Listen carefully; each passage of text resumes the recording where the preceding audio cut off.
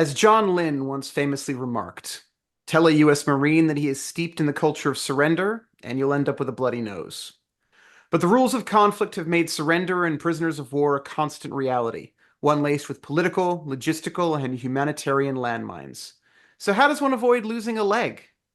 Well, tonight, Trenton Cole Jones, award-winning historian and associate professor at Purdue University, returns to continue our discussion of prisoners of war, philosophies of government, and how treatment of prisoners may well define a nation's philosophy. This is Captains of Liberty, Prisoners of War, and the Politics of Vengeance of the American Revolution, Part 2, up next on the Napoleonic Wars podcast.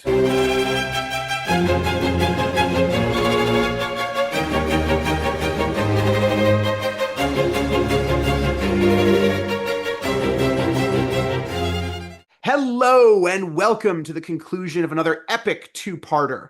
Last time, our conversation with Trenton Cole Jones dipped into so many fascinating areas. Us, rabbit hole, on this podcast? Never. That we had to invite him back for more. In a desperate effort to actually get through the questions this time, however, Zach White has been summarily banished from the virtual pod booth. In his place, I, the Bo Reynolds, am joined by our redoubtable Provost Marshal Josh Redden, who will hopefully bring some order and discipline to the proceedings. It would have been interesting had Luke not introduced me, and we would see how long it takes the listeners to realize that Zach had developed a West Midlands accent. But as it is, I'm Josh. I've been substituted on at halftime for Zach. We have indeed, yes. Thank you for joining us, Josh. Thank you for stepping into the breach. Right, introductions. Jones is an associate professor in Purdue University's Department of History. His first book, Captives of Liberty, Prisoners of War and the Politics of Vengeance in the American Revolution, was published in the University of Pennsylvania Press's Early American Studies series in 2019, and subsequently won the 2021 Society of the Cincinnati Prize from the American Revolution Institute.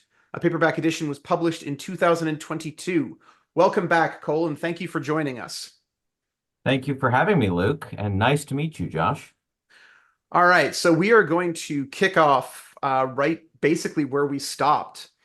Cole, your work pushes back against a historiography of the Revolution that has existed for just as long as the United States itself has. Our listeners have probably encountered it, but it's so pervasive that they may have not realized that it is an argument rather than a fact. So can you explain the quote-unquote orthodox view of prisoners and violence in the American Revolution? Sure, Luke. In the immediate aftermath of the American Revolutionary War, the leaders of the revolutionary generation were very committed to crafting a narrative of their struggle for independence that would fit within the European canon of acceptable conflicts fought according to the rules of war, conflicts fought for noble principles, resisting tyrannical usurpation by Parliament, for instance. It's a noble cause, and therefore that their actions lived up to their ideals. This was seen chiefly, of course, among the historians themselves. The first generation of history writers to tackle the American Revolution were, in fact, people who had lived through the Revolution. And as they sat down to tell that story, to craft that narrative, they had a real agenda at play. They wanted to establish that this was a just cause in the standard tradition, the sort of Lockean tradition of resistance to tyrannical government, and B, that it had been a unified cause, that Americans as a group supported independence and supported the war. There was no place in their narratives for the roughly at least one-fifth of the population, if not more, who remained actively loyal to Britain. There certainly was no place for formerly enslaved people who had sought freedom with the British, and there was very little place for, in fact, indigenous people who entered the conflict for their own reasons and their own commitments.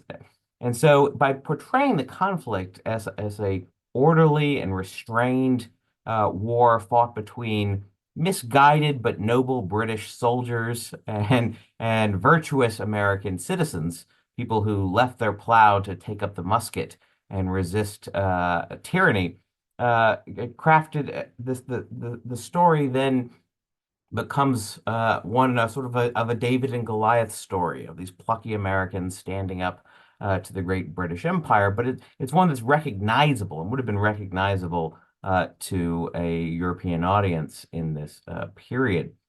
This process is going to accelerate. This process of what we can call sort of myth making is going to accelerate in the aftermath of the French Revolution. Americans in particular become are initially quite attracted to the idea that their belief in liberty, their belief in republican government has inspired their French cousins to perhaps throw off the yoke of tyranny and embrace a republican form of government. But as that revolution is exacerbated by external enemies, the war with Prussia and then Britain, as it is compounded by internal enemies, particularly in the Vendée, leading to the terrorists. The French Revolution becomes radicalized. Americans, particularly Americans of a federalist bent, are going to try and distance themselves from the radical implications of their own revolution. Going to try to suggest, well, the French Revolution is a bad revolution. It's a bad revolution because it's gotten out of hand and it's terribly, terribly violent. Our revolution was really just a constitutional dispute fought according to prevailing 18th century norms. Of course, that couldn't have been further from the truth. Yes, the revolutionaries had entered the conflict dead set on adhering to an idealized version of these European norms, but the war itself had radicalized them. And so, but that story has no place in our standard narratives. And in fact, I think the narrative that the American Republic and the American Revolution that gave birth to it is somehow exceptional on the world stage, unlike bad revolutions like, I don't know, France, perhaps Russia, Cuba, China, etc. Those are bad and scary revolutions, but America's revolution was small c conservative. It was about conserving their British liberties, standing up for constitutional government and the rule of law. It was a revolution more of ideas, more of pen and paper.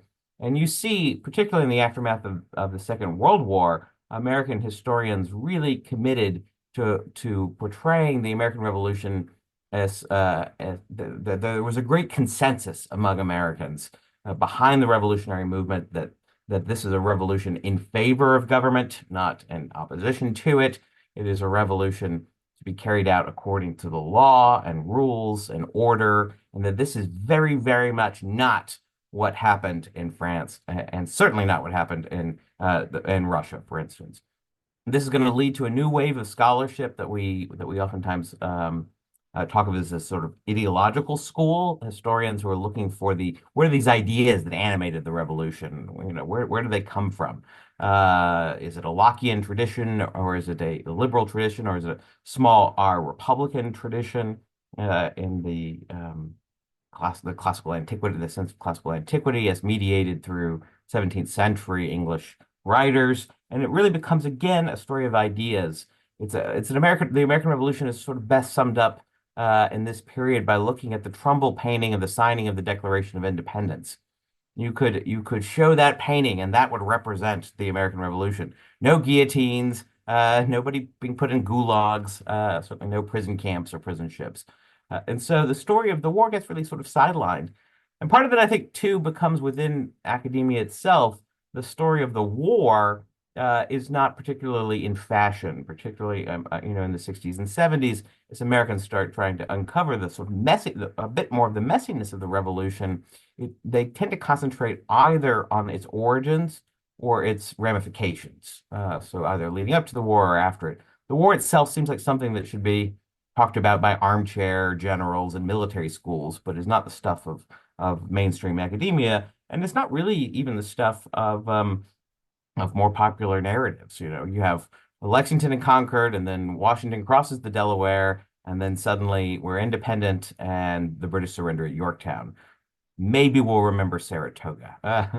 But the myriad internecine conflicts that are waged in every one of the 13 colonies turned states are just seen as peripheral or perhaps maybe of antiquarian interest, but certainly not to our broader understandings. And so, yes, I think that this exceptional, nonviolent, restrained, legalistic revolution is one that's still, despite significant scholarship, significant recent scholarship, still one that's largely with us today. And I have tried my best to nuance that, at least in part, by looking at the issue of prisoners. It's clearly very important research that you've done, Cole. I think it's now high time to actually talk about prisoners of war, not least because it's what we told you we were going to be interviewing you about. Right. What is it, like an hour and 10 minutes later? Um, if possible, can you give us a general view of how a inverted commas normal prisoner of war, white prisoner of war that is, might have been treated on each side and what their experience of the American Revolution looked like? Absolutely. Let's start with American patriots, revolutionaries, those resisting parliamentary procedures, right? These people are technically traitors against the government upon which where they were born, right? They are carrying arms, doing violence against the king. This carries with it the penalty of death by hanging. So, in theory, all of the American prisoners that initially fall into British hands, there are a few that are captured during the fighting at Lexington and Concord, for instance, more captured at Bunker Hill. In theory, those people could have been put on trial for treason and executed under English law. And in fact, Thomas Gage, the British commander, is going to write to George Washington and basically say, this is the law. Like, these people are destined to the cord, meaning that they should be hanged. We're not hanging them. Because from the beginning, the British realized that they're fighting a sort of carrot and a stick conflict. They need to put down this rebellion, but they also need to bring the Americans back into the imperial fold. So hanging a bunch of people is not going to do it for them, right? So in effect, basically, these American prisoners are going to sit in somewhat limbo. They cannot be treated as prisoners of war because to do so would be to legitimate the American cause and say that these are legitimate combatants and that they are therefore due the treatment of a normal prisoner of war in European terms, like how we should treat the French, right? If we capture a French prisoner in uniform, there are rules for how that prisoner should be treated. Those do not apply to these Americans. On the other hand, we don't want to put them on trial because that'll tie up all the lawyers in England. If we, for instance, at the Battle of Fort Washington, the capture of Fort Washington in November of 1776, General Howe and the British Army captured over 3,000 American combatants. That's a lot of troops for an 18th century army, a pre-French Revolutionary 18th century army. And so they're going to send them all back, put them all on trial. Can you imagine? It would have been a logistical nightmare.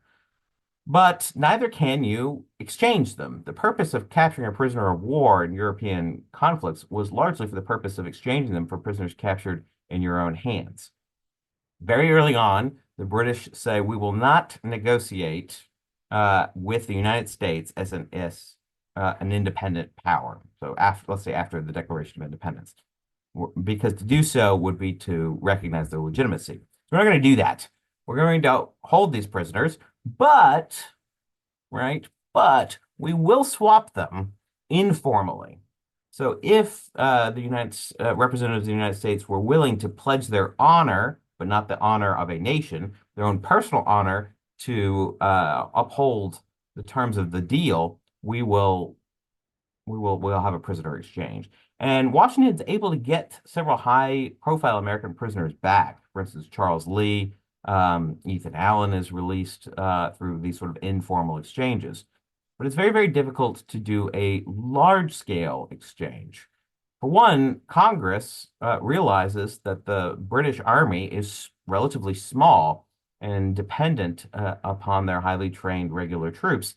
And the more of those highly trained regular troops the Americans can keep out of British hands or keep in their custody instead of returning them to the British, the more likely it is that the British will be disinclined to continue to prosecute the conflict, right? They just don't have enough troops to be everywhere. And so when the revolutionists capture a fairly large number of British troops from the 26th and 7th Regiment Royal Fusiliers during the Canadian campaign, it the initial gut of many in Congress is to hold them and to not exchange them. On the other hand, right, there is no real congressional policy for prisoners of war, again, for at least a year. And it takes a while for Congress to sort of assert control over the war effort. So many of these British prisoners are going to end up, A, being captured by forces belonging to individual states, first colonies, then states, and then they're going to be reserved by those states uh, to be treated according to their needs, the needs of the states. Again, not thinking about the good of the whole, all 13 colonies, now states united, but instead thinking of their own individual interests. What do I mean by that? So let's say Connecticut forces capture a company of British regular troops, which they do at Fort Ticonderoga, one of the early captures of the war. These forces have been sent to Connecticut. They do not belong to the United Colonies. They belong to the colony of Connecticut. It was Connecticut forces that captured them. And so when Washington wants to exchange these British troops informally for Americans being held by the British, Connecticut is very disinclined to do that. Why? Well, initially, they need the labor. These prisoners will enter, instead of being put in camps initially, will instead be sold as indentured servants to farmers, artisans, others that need manual labor. The war effort, particularly in New England, particularly in the early days of the conflict, is going to demand a large number of men be taken away from their farms into military service, into military production, away from sort of everyday ho-hum activities of the colonial economy. And so there's a labor shortage. These prisoners, right, are cheap. All you have to do is promise to make sure that they show up when the government calls for them, put a roof over their heads, 3 square meals a day, and maybe some token form of monetary compensation, although that depends. And suddenly now you have a laborer that you can put to work. Many of these people in Connecticut do not want to give up these prisoners. So when Washington is hampered from a very early age in the conflict, trying to centralize it, trying to take control, trying to wage the war according to these European norms, and yet the decentralized nature of the revolutionary government is going to mean that many of these individual states don't want to play ball. Eventually, prisoners do get exchanged in drips and drabs here and there. Congress will continually try to assert control over the management of prisoners as the war goes on, but throughout the conflict, it's a constant battle between the centralizing influence or desire of Congress and its board of war and General Washington and the individual states, all of which are raising their own forces, taxing their constituents in order to pay for them, and many of them waging their own military campaigns, irrespective of the desires of Washington or the Continental Congress. All of this is going to make the situation really hard for prisoners because they're going to be caught up in this logistical nightmare. And you add to that the growing desire among ordinary Americans to revenge themselves on somebody for what they see as the heinous violations of the rules of war by the British is going to lead to increased violence against British prisoners in American custody.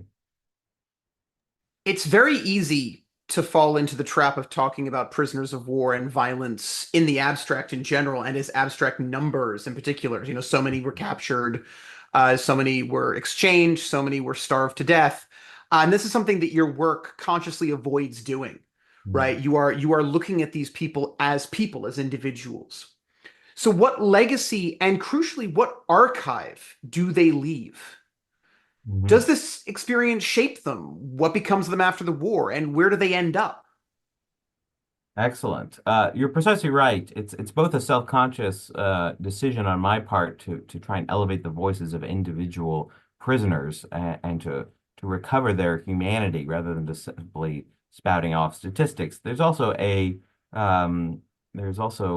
real dearth of sources that would allow us to get to total aggregate numbers. We know somewhere north of 17,000 British and Hessian soldiers became prisoners. The numbers for sailors is much more difficult because of the privateering. and the number of loyalists in American hands at any given time is as far as I can tell unknowable based on the sources that have survived. So what we're left with is the experiences of individuals who surface in the archival record in one way or another. So I'll start with the really good ones, the ones that historians just we wish we had 30 of these, right? And these are the people who survive. They survive the conflict and they leave either a journal of their experience including their experience in captivity, or they have a retrospective memoir that they write after the war detailing their trials and tribulations. Obviously, we would prefer to have journals written at the time, but some of these memoirs are really quite useful as well. It shouldn't surprise any of the listeners to this podcast. The British Army in the 18th century is not one of the most literate places in the world. In fact, although I think there was some literacy requirement to be a non-commissioned officer, there certainly wasn't to take the king shilling. And so we have fewer sources from British soldiers than we would, enlisted soldiers than we would like. There are several really good ones. The most famous one being the memoirs of Sergeant Lamb. Roger Lamb left a very detailed account of his experience in America. He wrote it after the war. He even did illustrated drawings of the prison camps, which you can see one of them in my book. They're held now at the National Army Museum in London. And he becomes a school teacher after the war, and he writes in a really evocative way that really takes you to the experience. Poor Sergeant Lamb had the very bad fortune of being captured both at Saratoga and therefore becoming a member of the so-called Convention Army. The prisoners captured there who were not technically supposed to be prisoners, and that they were protected under the Convention of Saratoga and therefore should have been sent home, but Congress decides to hold them in retaliation for perceived British abuses. And so consequently, he spends a significant portion of the war with the remnants of General Burgoyne's army in American captivity in Massachusetts. And then they are forced on this dreadful winter march from Boston down to Charlottesville, Virginia, where they are interned. He actually escapes. He manages to escape from one of the prison camps there, a place called Camp Security. I guess it wasn't that secure. He gets out, and he finds his way to Lord Cornwallis's army, now operating in Virginia. And unfortunately for him, he gets back. They put him into I believe he was in the 23rd Royal Welsh Fusiliers at this point, and he's captured again in October of 1781 at the surrender at Yorktown. And so he gets shuttled back off first to Virginia, Winchester, Virginia, and then Maryland, and eventually Pennsylvania, and back to his old stomping grounds where he'd been locked up previously. So he gives us great insight into the two largest British surrenders of the war, which are Saratoga in 1777 and Yorktown in 1781. And so that's a very useful source. There are others. Corporal Fox kept a journal when he was a prisoner. It's a bit more laconic, but it does provide some good insights. Another source is quite useful are actually the Hessians. Hessians, most of them being Lutherans, good Protestants. They like to read the Bible. Many of them are literate, and not just, of course, the officers, but also enlisted prisoners. And so we have a kind of extraordinary number of journals and memoirs left by members of the Hessian auxiliary troops that we can draw on. And the experience of Hessian prisoners, I don't want to get into it at too great of length because I tend to be too loquacious in this matter. But the experience of Hessian prisoners was different than the British prisoners. That from the very beginning, the American revolutionaries recognized the Hessians as people who did not have a vested interest in the cause in which they served and might well be seduced away from King George's cause to that of Congress. And so consequently, they are initially given much better treatment. But you'll see they write about the experience of British prisoners as well, and how their comrades in red are being treated. So these horses are really quite they help us put a human face, and I try to track these individual characters through the book, so you can keep up with them as they go along. But the fact of the matter is, most prisoners come into the archival record with a much less developed source base. Um, it's oftentimes just a simple petition. Gosh, I must have read, I can't, thousands of petitions by prisoners, both at the state level, to state authorities, sometimes to General Washington or other members of the Officer Corps of the Continental Army, and very often to the Continental Congress themselves. And these petitions are really tragic in so many ways. That they're written by very oftentimes very barely literate men. They are the spelling is very phonetic, and they really tremble. The page trembles with their suffering and the horror that they feel, especially towards the end of the war, where there's no hope of exchange. Once Congress refuses to abide by the Convention of Saratoga, a large scale exchange of prisoners is off the table, and so these men are then consigned to ever more deplorable circumstances.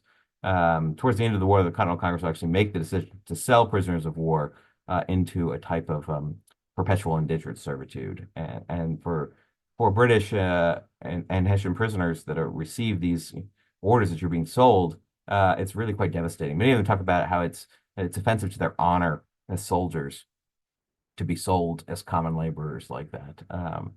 So I suppose the long and the short of it is that like any historian, I try to gather as many puzzle pieces as I can from the extant archival record, both government papers, but also individual recollections.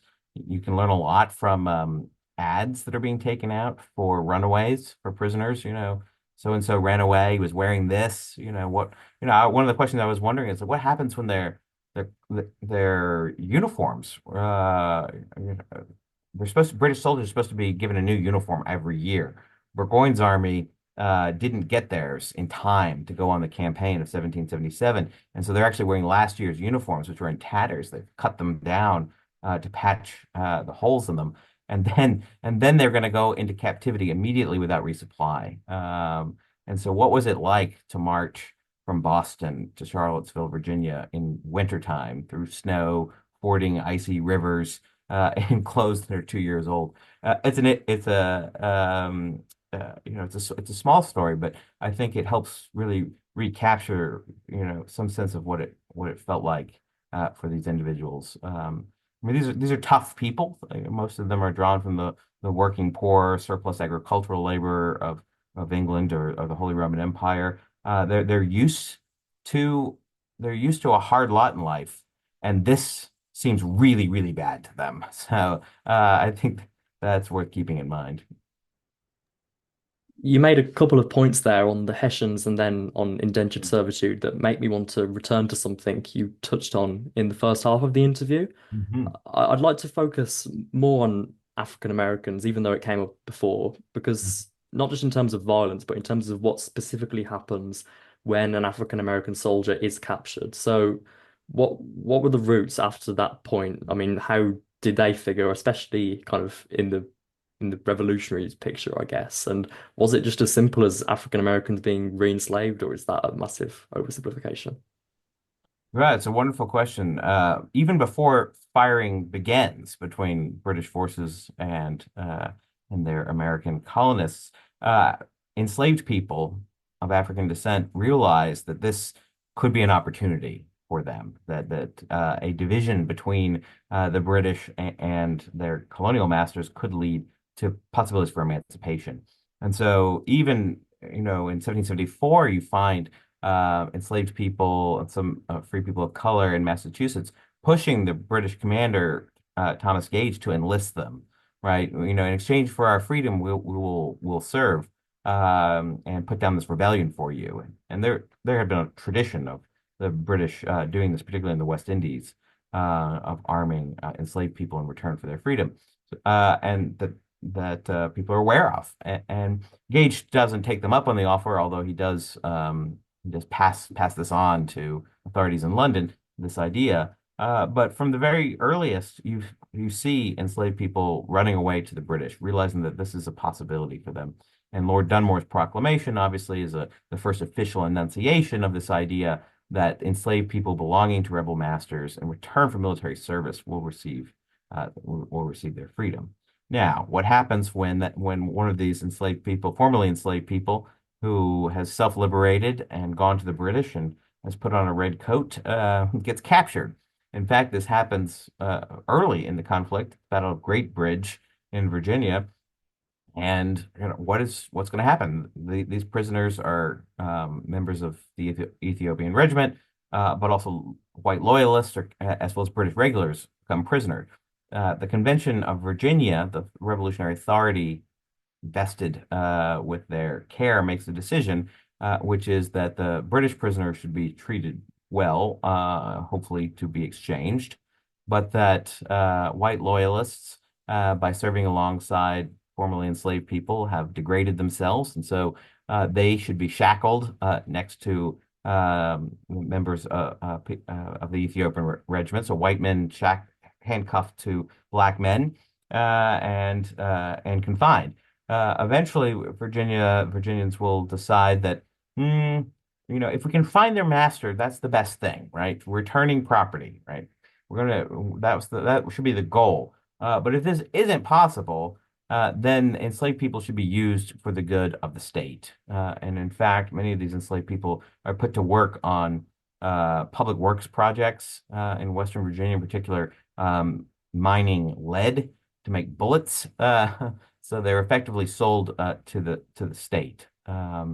You'll see at various other cases, at various other times during the war, when black men fall into the hands of the Continental Army, if Washington is always adamant about trying to return them to their master, but if this cannot be ascertained, then they should belong to whoever captured them as property, never to be treated as prisoners of war. I'm not saying it didn't happen, but I have not been able to document a single case of a formerly enslaved person serving with the British Army who falls into American hands and is equitably exchanged or in otherwise treated as a legitimate combatant according to the rules of war. From the beginning, the revolutionaries see black soldiers as an existential threat to the economic order of colonial British America and to the emerging racial order. The idea that we could have black men in red coats used to take their liberties away. It's one of the great animating fears that the revolutionaries have. And so, of course, it's going to show itself most forcefully in Jefferson's Declaration of Independence, where he accuses the king of inciting domestic insurrections. And here he means both domestic servants, a nice way of saying enslaved people, but also insurrections that are domestic, that are here. So white loyalists as well, blaming the British for this, basically sowing the seeds of civil war and a race war on top of that, is going to convince many Americans that it's worth supporting the revolution, right? If you're a bit on the fence about whether or not you would support the Patriots, or you might just want to stay out of things, or you would support the Crown, the British use of proxies, as Robert Parkinson calls them, enslaved people, indigenous people, Hessians, is going to really inflame these people and oftentimes put them into the Patriot camp. So the long and the short of it is that the British could have done a better job, I think, of insisting that black soldiers be treated equally to white soldiers. This is what is going to happen during the American Civil War. The United States Army, the Union Army, is going to say black soldiers are equal in our eyes, even if we're not paying them the same. They're still equal to white soldiers, and they deserve to be exchanged. It's going to lead to the breakdown of the cartel between the North and the South, and that's in large measure why you have the horrors of Andersonville, a prison camp that is overrun with prisoners that they can't exchange because it has broken down over this issue of black soldiers. and as far as I can tell, the British are less interested in really less interested in mobilizing black soldiers than they should be. And I think part of that is again because of the large number of enslaved people in the British West Indies that is the real crown jewel in the British economic empire. And the idea that you would somehow treat Black North American soldiers as equals to white soldiers might spread a sort of revolutionary fervor that could undermine their slaveholding practices in the Caribbean. That's a speculation. I don't know that to be entirely true, but I'm persuaded by Andrew O'Shaughnessy's argument that it is slavery that keeps the West Indian colonies in the British Army, excuse me, in the British Empire, instead of joining their mainland American brethren in the rebellion. This is a very long-winded way of getting to your question, which about what actually happens to black men. I will say that black men serve on both sides of this conflict. There are at least 5,000 men of color, free and formerly enslaved, who serve in the Continental Army. Judy Van Buskirk has a really good book on the subject, and sometimes these people do fall into British hands as well. They seem to have suffered the same fate as their American cousins. If they were captured at sea, that very, very often will lead to a nautical confinement on a prison ship. And oftentimes you find white American officers complaining about being held on a prison ship with black men, and that this is somehow beneath their dignity as white gentlemen to be confined in the same quarters as black men.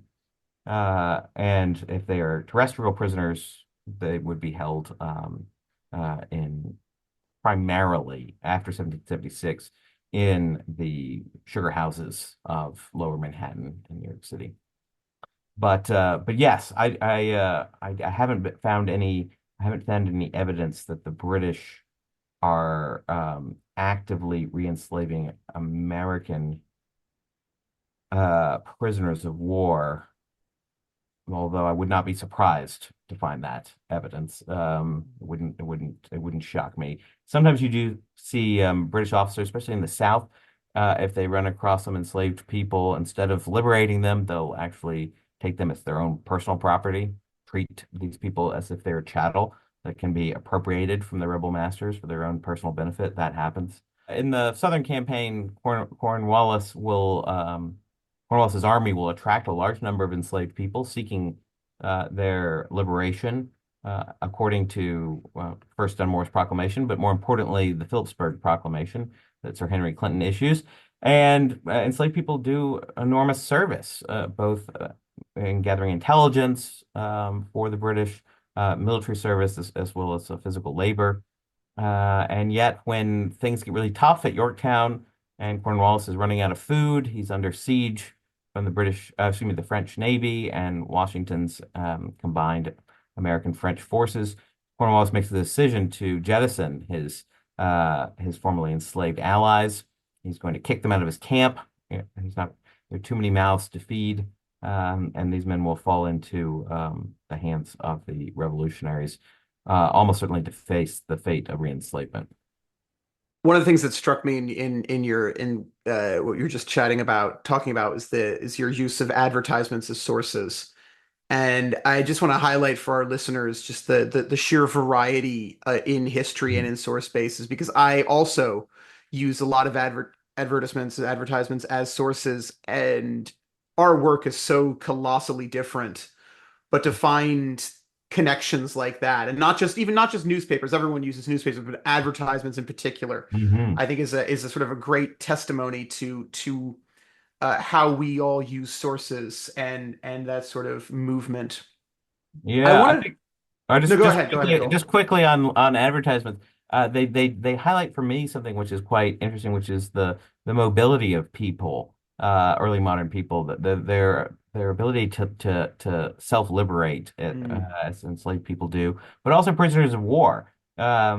These camps are horrific, but they're not secure. To call them camp security, I think is as they do at one of the camps, is a bit of an oxymoron. People are able to get out, and you mm. do see large numbers of prisoners fleeing. The myth is that they would all go flee and become good American citizens and go, marry the farmer's daughter and assimilate. But in reality, the majority of them try to get back to New York, try to get back to their regiments. The loyalty of these men to their regiments, I think, is and their officers is something that sort of surprised me. I thought that was more of a 19th century phenomenon when I began this project. But you see real fierce regimental pride expressed by these men. That doesn't surprise me, but it will be something that I think a lot of our listeners will be fascinated to hear, having read their ed costs and things like that, to Mhm. know that regimental pride and loyalty started a little bit earlier. I mean, you mentioned what I was going to jump on next, which is the sort of the one of the again one of the great myths of the American Revolution, right? That all of these soldiers come over and end up staying here because it's just better, and marrying the farmer's daughter and establishing German colonies and all of this stuff. And I think it's fascinating, sort of the reality. Not just that they make their way back to New York, they try to get home, but that there is a group that stay here, but not of their own free will, that stay in Mhm. the colonies because they've been made permanent indentured servants. Yes, and there's real resistance, real pushback against that. Mo like most myths, there's always some shred of truth to it. There were people that ran away and said, "Wow, like this is great. I could get a farm here in America, and I don't have to go back to the army." It is that the Continental Congress makes a very self-conscious decision to house German troops in areas with a large number of German immigrants, especially central Pennsylvania. That is a decision that they make partly for strategic reasons because it's isolated and far away from the British Navy. They can't be freed easily. But also because of this hope that they can attract people away, and so it does happen. What's interesting to me is you find a lot of people pretending to do that, who will sometimes even I found numerous cases of British and Hessian soldiers who will enlist in the Continental Army. Now, technically, Congress says you can't do this. A, you shouldn't. It's a violation of the rules of war. And B, it's not a good idea because they won't really be loyal, will they? So from very early on, they try to stop this practice. But nonetheless, a recruiting officer in need of filling out his regiment or his battalion in order to make his rank, which is how rank was largely appropriated in the Continental Army, is how many men do you bring to the table? If you want to be a colonel, you better bring me a battalion's worth of men. Uh, and what better source than these prisoners that are already trained in the manual of arms? In theory, they're already trained soldiers, and they can would fall right into the ranks. But many of these people use military service in the Continental Army as a way to get out, and then they'll desert as soon as they get close to a British camp. Then they'll desert and get back to their regiments, oftentimes bringing intelligence. It's one of the, if you go through Sir Henry Clinton's papers at the Clements Library, which are voluminous, um, there's scores and scores of these pieces of intelligence that come in, labeled intelligence. And, a prisoner who had escaped who had joined the Continentals and to escape brings in this, there were this many troops at this town at this time. They have this many pieces of artillery, et cetera, et cetera, et cetera. I was surprised by that so many of these people would actually would really desperately try to get back to their regiments. On the subject of desertion, and I know Josh is itching to ask a question, but I am going to jump in here very quickly. Um, because I was about to ask this, and then you sort of talked about like they were recruited to the Americans and then deserted the Americans to the British. Do Mhm. we have cases of them being signed up for the American Army, the Patriot cause, sticking with it, being captured, and then are they enemy combatants? Are Mhm. they deserters? What's going on? Yeah, that's a good question. And so I believe that we do. There are some cases of British prisoners who escape and then join the Continental Army in order to escape, and then are captured in an American uniform, and it becomes a real issue. And so there are there are fascinating court martials that you can read of these guys, and they're pleading the case like, oh, I just did this just to get back, just to escape the prison Like as soon as I had a chance, I was going to desert. It's like, were you though? Were you? Often what happens, these men are returned to their regiments, but they're denied the benefit of Chelsea Hospital as a punishment for this behavior. Sometimes they are flogged. I haven't found, I don't think, although it's been some years now, so don't quote me on this, but I don't think I have any evidence of any of them being executed. But it does happen, and the British seem very skeptical. It's one thing if you run away and you make it back, you make it to British lines in New York. It's another thing altogether if you get captured in arms against the crown. It strikes me, Cole, that a big part of why your work is so interesting is that it critiques, or even to some extent, it deconstructs part of a myth, as you put it, or American national myth.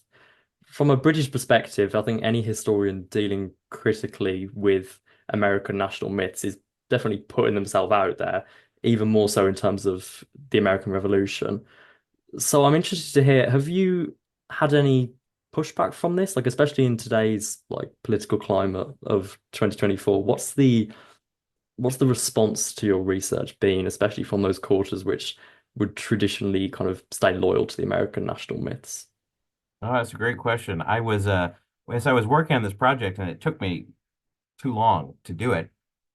I was hoping, I was so ready and excited for people to want to desperately argue with me over this and suggest that I was somehow not being patriotic and exposing the violence at the center of the American Revolution.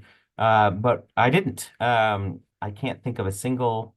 I mean, a few nasty looks maybe a public lecture or two, but I don't even think I could point to an email that would someone suggesting being upset with these findings, or that I was somehow demystifying or somehow attacking the sense of American exceptionalism. I think part of it is that after after the War on Terror, and in particular America's gross violations of the rules of war during that conflict, many Americans came to accept that that war is in fact nasty, and that even in the best of causes, perhaps atrocities do get committed. And so I found less pushback on that than I would have suspected. My work came out at a time in which historians of the American Revolution really began to take the conflict, the war itself, seriously as a phenomenon, not just of battles and generals, but one that affected everyday people and had really enormous ramifications for the people that lived through it. And a large part of that is the violence of that conflict itself. I mean, 8 years is a very long time. Um, War had been peripheral for colonial British North Americans. It was something that happened in Canada. It was something that happened in the Ohio River Valley. It was something that happened um, at sea or in the Caribbean. It didn't happen in Boston. It didn't happen in Philadelphia. It didn't happen in Charleston, South Carolina, and everywhere in between. So having this is a generation of people that had no experience, no real experience with war at home on their own ground, and the devastating effects of that. So I think scholars have really highlighted this aspect, along with the idea of it as a civil war. And I think my work fits into that. What one historian has called a sort of dark turn in revolutionary scholarship. But as for criticisms of the book, not as many as I was expecting on that front, I suppose. I was fortunate that the Daughters of the American Revolution, an organization founded to promote the memory of service in the Revolutionary armies, awarded the book their excellence in American History Book Prize. So if I can convince the Daughters of the American Revolution that I'm onto something, then I feel like I must have gotten something right. Without question. Apologies to you and to our listeners for only mentioning the Society of Cincinnati Award and not also the DAR Oh, excellence. thank you. I'm very proud of both. Uh, Absolutely. Multiple award winning. No, that is something. That is absolutely something. All right, so I'm going to jump back actually to our first interview, our first go around at this, and I'm going to do something truly cruel. because this is a question that that Zach actually wanted to debate with you, and he's not here. But I do want to give you a chance to have your say on this. Mhm. You guys got into a little bit about the idea about Zach likes to push this idea of the American Revolutionary War as the last war of the Ancien Regime, and Mhm. that the French Revolution sort of ushers in total war. Now, that is an argument that you and I are both familiar with, thanks to your erstwhile advisor, David Bell, Mhm. um, and his excellent work on that. But to at least a certain extent, you sort of indicated you disagree with this. Yes, So, I with the do. privilege of Zach being here to not being here to not be able to return fire, have Yeah. at it, sir. Have at it. Yeah. No, it's one of the arguments that I make is that certainly the leadership of the revolutionary movement, in particular its military leadership, was very much schooled in this Enlightenment conception of war, what I call a vision of war. They had two visions of war. One was war on the frontier against indigenous people, in which was no holds barred savagery could apply. And then another vision of war between what they would call civilized people that had to conform to the niceties of armed conflict, in particular when dealing with prisoners of war. And one of the arguments I'm going to make is that the political revolution, the experience of getting rid of monarchy, reframing governance as a republic based on the premise of popular sovereignty, that the people are sovereign, not some union of a king and parliament, is going to encourage ordinary people to not just take governance into their own hands, but also the conduct of war. And the leadership of this revolutionary movement are going to have to listen to their constituents, and it's going to force them to engage in acts of retaliation and vengeance, which would have been completely unthinkable in a European context, an 18th a pre-French Revolutionary 18th century context. So I see many of the same phenomenon at play in the French Revolutionary Wars, that the experience of war itself is going to radicalize the conflict, one that begins as with sort of relatively limited aims and limited practices, is going to become increasingly violent, increasingly popular, in that ordinary people are going to be ordering the conduct of this war. And if one of the definitions is the levée en masse and the mass mobilization of people, then you see that in the American Revolution as well. This is very clearly not the Battle of Fontenoy. And you can sometimes you forget that. You don't see that necessarily so much if you just look at Bunker Hill, Yorktown, and Saratoga, three big battles, maybe Monmouth Courthouse, that are closer to sort of set piece battles in the Ancien regime, in the Ancien regime style. But then you lose the real horror of the backcountry war, not just in the South, not just in the Carolinas that Mel Gibson teaches us about in that dreadful movie, The Patriot, which is actually worse than the Napoleon movie, in my opinion. Controversial statement, I know, on this podcast. But not just that, not just there, but also anywhere the British can project power. So in the area around New York City, Westchester County, Bergen County, in the area suburbs of what are today suburbs of Philadelphia when the British were there. Anywhere the British go, they usher in this real wave of what I call in the book existential conflict. This is conflict for the very survival of not just the individual but also the polity. Absolutely fascinating. And I think I'm with you on the Patriot versus Napoleon. Napoleon at least gave us the perfect summation of British foreign policy, which is you think Yes, you're special because you have boats, yes, which is an unfairly accurate line to one extent or another. We've yes. done very Cole, well to try and fit Ridley Scott into this interview out of all I of them. I know. thought we were probably giving the listeners a break from it, but no, it returns. There it It is. I mean, it returns. yeah. Cole, what are you working on these days? Excellent. Yeah. So the first book was about what the revolutionaries were doing, and so now I'm going to look at what the British are doing. Not about Excellent. prisoners of war, but I'm particularly looking at armed loyalism. So the phenomenon of of those Americans who took up arms against the Patriot cause and the revolutionary government, how and why they did that, how and why the British encouraged it, and in particular, I'm drawing attention to the military mobilization of what I call the military mobilization of minority factions and groups within the colonies. I'm looking particularly at former or Scottish people of Scottish Highland descent who came to the colonies and their loyalism. I'm looking at people known as regulators who had opposed the colonial government and now are siding with the crown against the revolution. Obviously, formerly enslaved people, self-liberating people, the Cherokee in particular, and so how all of these different groups are fitting together to create what is an insurgency. And so I'm calling it that. I'm calling it, the book is called The Tory Rising, Insurrection in the Revolutionary South.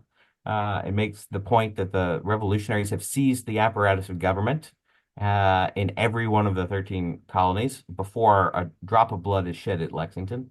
Royal authority does not exist outside of the British garrison at Boston. And so I'm also looking at the South because I think when we tell the story of the Revolution, it starts in Boston, then it's in Philadelphia, and it ends in Virginia. But the South is often forgotten. If it is remembered, it's remembered for Cornwallis's campaign, 1780 to 81. And in fact, there is another Southern campaign that is fought in 1775 and 1776 that I think is actually a very weighty consequence and has been much ignored by scholars. So that's what I'm working on now. It's not done yet, but I'm heading off to England to take up a fellowship at Windsor Castle as part of the Georgian Papers program in collaboration with King's College London. So I'll be there this spring. I'll on leave and hopefully wrap up the research on this and get it out. That's the goal. It's a spectacular program. For those who are in academia and aren't aware of it, we've had another guest, Miriam Liebman, a dear friend of mine, who was also took advantage of that. It is a really spectacular program. Well, Cole, when you return and when you finish this, we must have you on again to bust more myths and to sort of give us a actually that a guy I was about to say a guided tour of the Southern War, but that sounds deeply unpleasant. But sort of some insights into that. But thank you so very much for agreeing to this, agreeing to what was supposed to be an hour and ended up being 2 utterly fascinating hours. And I owe you a drink the next time we meet at a conference because this has been an absolute joy. Thank you so very much. Thank you. Thank you. Thank you both. And apologies that I went on too long. You know what they say about professors, we like to profess. We It do was not indeed. your fault. It was Luke and Zach, Dr. Rabbit Yeah, Hole. that's very, very fair. That is very fair. All right. Well, Cole, best of luck in the UK. Try if you're gonna raise an American flag over Windsor Castle, at least make it the old school battle flag of the first battle flag of the Republic. Right. And we'll go from there. But yes, you will be back if you're willing to be corralled onto this again. And our listeners, thank you, and you guys will hear from us at least probably before you're ready to. So have a good Excellent. evening. Thank you so much. Folks, as the festive season approaches, consider whether you'd be willing to do any of these things to spread the Napoleonic cheer. Love the show? Never want to miss the latest news? Then sign up to our newsletter by contacting us at napwarspod@gmail.com and get the regular Napoleonic bulletins direct to your inbox. Looking for a novel Christmas gift for the Napoleonicist in your life? Check out our merch via the link in the description in order to support our work while giving your loved ones something distinctive this winter. If you aren't in a position where you can dig into your pockets, then believe me, we totally get it. But that doesn't mean that you can't thank us for the episodes that you've enjoyed in a different way. All podcast platforms have ways for you to leave your reviews, so just spare us 2 minutes and leave a review wherever you listen to us. It makes a world of difference in boosting our international ranking and widening our reach. Much love to all our Patreon supporters who are enjoying a rejuvenated and revitalized offering of perks on Patreon. head to patreon.com/the Napoleonic Wars pod to find out how you can join a buzzing community of like-minded Napoleonic nerds who are enjoying things like courses, socials, a book club, green room access to recordings, early releases, exclusive episodes, and much more besides. Their support is empowering us to triple our output and develop new exciting documentary channels. So if you want to be kept entertained on a daily basis when it comes to Napoleonic nerdery, prices start from just £2 a month. And you can, if you can spare the cost of a cup of coffee each month to support us, it would mean a huge amount. Shout outs to our patrons who, at the time of recording in late October, are in the mentioned in dispatches tier: Rob Griffith, Brendan Teeling, Beatrice DeGraff, Lynn Dawson, Jamie Kingston, Jim Deary, Josh Keeney, Colin Fieldhouse, Stephen Colson, Jim Getz, Stephen Gillen, Hugh Brennan, Alistair Campbell-Grieve, Andy Meakin, Mark Anscombe, Rob Coughlin, Bruins Girl, Noah Fink, Mark Trowbridge, Miles Reedy, Nick Overland, Graham Goodwin, Chris Pramus, Anthony Gumbau, Anonymous American, Martin Pisani, James Fluick, Natasha Hobday, Rod Schwager, Chris Kimball, Gary Dennis, Ted Andrews, Richard Anderson, Arthur Forgy, Sam Moore, Wyatt Pollock, Carol Dixon Smith, Roland Shark, Giovanni, Jean-Baptiste Van Merlen, Darla Vincent, Brendan Hogan, Peter Findlay, Jeff Maple, Ian Harding, Indiana Fats, and Joe Ayres. The Admirals: Mark Chestnut, John Haynes, Mike Guest, Rachel Stark, Mark Duckers, David Priest, David Maxwell, Graham Callister, Sean Sullivan, Stephen Ashworth, Dan Hazelwood, Kate Walcombe, Clemens Beman, Charles McKay, Reto the Sci-Fi Fan, Tim Day, Jason Morn, Tim Pritchard, and the enigmatically named Zed. The Chiefs of Staff: that's Adam Coslin, the Marshals, Ryan Diamond and JC Kaiser, the Legion de Scholars, Dan Hazelwood and Bob Burnham, and in the Crown Yourself tier, Emperor of the First French Empire, Todd Campbell, and the Duke of Wellington, Laird Campbell. We'll be back very soon, but until then, this has been the Napoleonic Wars pod. On behalf of myself, Liam, Luke, and Josh, take care of yourselves, folks, stay well, and as always, thank you for listening.